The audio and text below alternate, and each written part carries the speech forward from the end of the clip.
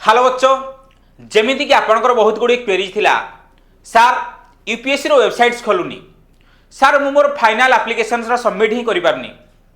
ठीक अच्छे तो चिंता करियार कौन विषय ही नहीं। देखो कौन है आपंकर यूपीएससी कौन करछि ना application form for the civil service एवं आपंकर इंडियन फॉरेस्ट सर्विस रो एग्जामिनेशंस कौन करछि 2026 रो डेट को आउ 3 दिन कौन करछि आपनकर एक्सटेंड कर देछि। ठीक अछि तेणु करी एबे आपनकर लास्ट डेट होछि 27/02/2026 अप टू 6 pm। तेणु करी 6टा पर्यंत आपन कौन करि परिबे ना एप्लिकेशंस फॉर्म विदाउट पैनिक रे भरि परिबे। ठीक अछि तो से कौन कहला आपनकर डेडलाइन टी आपनकर एक्सटेंडेड जाइछि। तेणु करी आपन आउ पैनिक हेबार कोनसी कारण ही नहीं।